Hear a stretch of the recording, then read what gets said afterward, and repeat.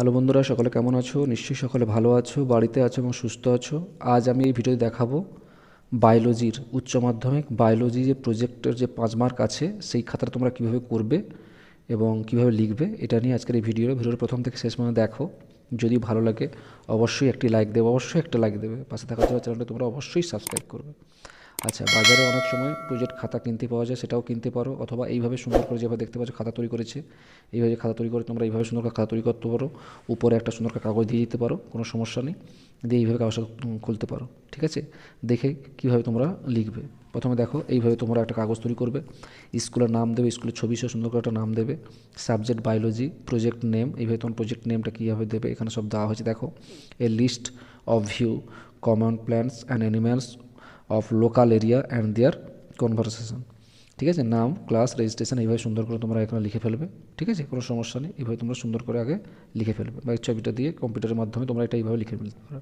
ঠিক আছে, এবার চলে যাই আমরা ভিতরে, তোমরা কীভাবে লিখবে। দেখো, প্রথমে কী করবে, ভূমিকা। আমি একটু ভালো করে দেখাই বড় করে, তোমরা এইভাবে সুন্দর করে লিখতে পারো।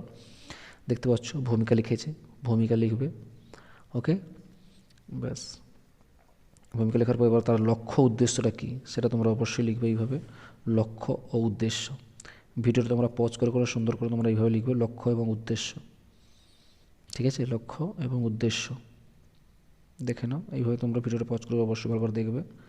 আর তারপর হচ্ছে পূর্ব কাজের পর্যালোচনা, পূর্ব যে কাজ করেছে তার পর্যালোচনাটা এইভাবে তোমরা লিখবে। ঠিক আছে, দেখে নিয়েছো? কোনো সমস্যা আছে? যদি তোমাদের কোনো সমস্যা থাকে এখানে দেখতে বা কোনো অসুবিধা হয় তো অবশ্যই তোমরা কমেন্টে জানাবে। ঠিক আছে, চলে যাই এবার পরের পেজে। দেখো, সুন্দর করে দেখে নাও, সুন্দর করে লিখেছে। তারপরে চলে আসি প্রয়োগ, কোথায় করবে। বন্যপ্রাণী তাদের খাদ্য, বাসস্থান, প্রয়োজনের উদ্ভিদের উপর নির্ভরশীল গাছের উপস্থিতি কেবলমাত্র অন্যান্য জীবদেহে বেঁচে থাকার জন্যই আবশ্যক তা নয়, মানব সভ্যতার বিকাশ এবং মানুষের বেঁচে থাকা ও খাদ্যবস্তু যোগানের জন্যই বিভিন্ন প্রকার উদ্ভিদ আবশ্যক। উদ্ভিদের তালিকা এখানে পরপর করে দেওয়া হয়েছে, দেখে নাও। উদ্ভিদের তালিকা এখানে দিয়ে দিয়েছে। প্রজাতি, কোন প্রজাতির, গোত্র, স্বভাব কী, বাসস্থান কী, ব্যবহারিক গুরুত্ব কী, এগুলো সুন্দর করে এখানে দেওয়া হয়েছে। বিভিন্ন প্রজাতির সঙ্গে ছবিও দিয়ে দেওয়া হয়েছে, সঙ্গে সুন্দর করে একটা ছবিও দিয়ে দেওয়া হয়েছে, দেখে নিয়েছ? সুন্দর করে ছবিও দিয়ে দেওয়া হয়েছে। ঠিক আছে, বুঝতে পেরেছো? ছবিও দিয়ে দেওয়া হয়েছে। চলো তারপরে পেজে যাই আমরা, কী আছে দেখি। এখানেও ঠিক একই, এখানেও সেই প্রজাতিগুলো দিয়েছে এবং সুন্দর ছবি দিয়েছে। দেখো, তোমরা ছবিগুলো দেখো এবং প্রজাতিগুলো সুন্দর করে লিখে ফেলো।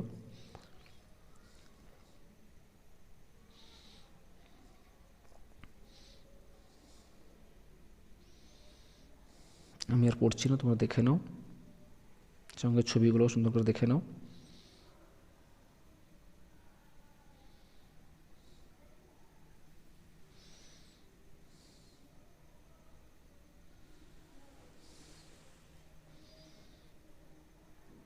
ঠিক আছে, চলো এবার আমরা পরের পেজে চলে যাই।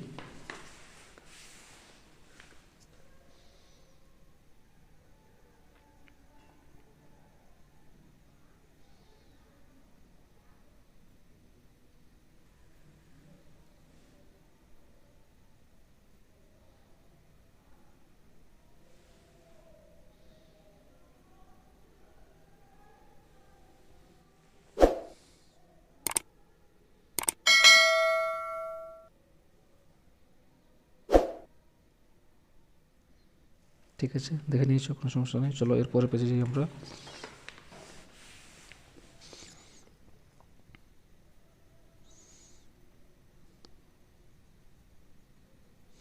শেষে এইভাবে সুন্দর করে উপসংহারটা লিখবে, উপসংহারটা এইভাবে সুন্দর করে তোমরা লিখবে।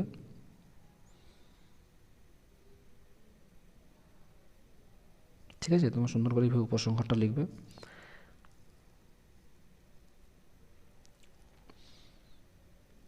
আর শেষে অবশ্যই শিক্ষক মহাশয়ের কৃতজ্ঞতা স্বীকার করবে।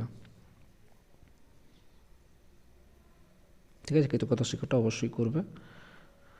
খাতা যেমন ভালো থাকবে, মাস্টারমশাইয়ের নাম্বারও দেবেন, শিক্ষকের স্বাক্ষর এবং শিক্ষার্থীর স্বাক্ষর এইভাবে যেভাবে বলা হয়েছে, যেভাবে করেছি এইভাবে সুন্দর করে তোমরা লিখবে।